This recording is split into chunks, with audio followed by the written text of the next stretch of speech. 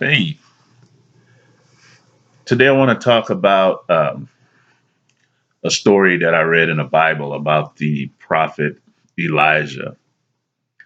And it's not really a story, or it's not really going to be a talk about learning a lesson of sorts, but I was just curious because I read the story about Elijah. And Elijah, he was one of the first, he was a prophet in the Old Testament, and he was one of the prophets that actually raised an individual from the dead. There was a widow who had a son, a young son, that passed away, and Elijah raised him from the dead. Also, he was a prophet that, like Christ did in the New Testament, that when he multiplied the fishes and the loaves, Elijah asked the lady for something to eat, and she said she had nothing to eat. So he told her to bring uh, a vessel of sorts, and I think it was a couple of vessels, if I remember correctly. And she poured oil from one and got flour from the other, and was able to make cakes and whatnot. And the vessels never ran out. So that's kind of like what Christ was said to do in the New Testament.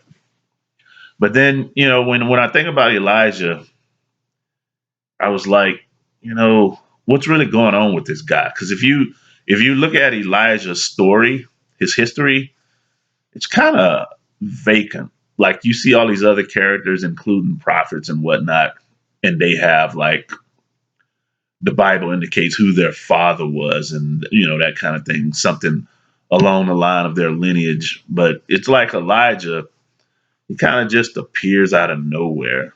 Um, so I wonder about him. And then what's also interesting is that the land was filled with idol worship, idol worshippers, and even the Hebrew people were led astray by the people who they lived among, and they were worshiping all these different gods and whatnot. And one of the chief gods that was being worshipped, or false idols, was Baal. And at that time it was King Ahab and Jezebel. They were the authority figures, and Jezebel was said to be the chief orchestrator of all the idol worship. So if you remember the story, Elijah challenged all the prophets of Baal, and he challenged them to call fire down from heaven and light the altar and do a sacrifice. And so these prophets, they called on their gods, they danced around, they did all this mumbo jumbo stuff, and nothing happened. And they just kept, they went to the point they even started cutting themselves up, and they were cutting themselves and doing all kind of crazy ritualistic things that we tend to attribute to modern day satanic rituals. And then it got so ridiculous that Elijah started taunting them and saying things like, well, maybe he's asleep or something. Maybe he needs to be awakened. Elijah was starting to taunt these guys. And finally, when the show was over, Elijah poured water all over his altar and just drenched it. The bull or whatever he had to sacrifice, everything, and he called fire down from heaven, and he lit, and the altar was lit. And then the interesting thing about that is that he went on. He told the people to seize those prophets, and he went on and he cut all their heads off himself. He killed all the prophets of Baal. And so Jezebel wasn't too thrilled with that. And I guess rightfully so. But nevertheless, Elijah had to get out of Dodge. He had to bail out. He went on the run, kind of like a fugitive. But he survived. And then what's really, really interesting later on, he was walking with his protege. I think it's spelled in the book Elisha, but his protege, but it's pronounced Elisha too. And this is when the infamous chariot of fire swooped down to pick him up and carried him off to the heavens. And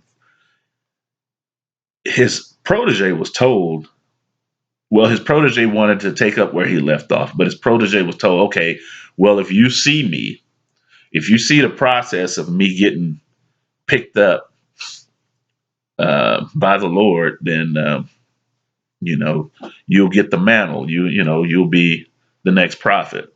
And sure enough, that happened.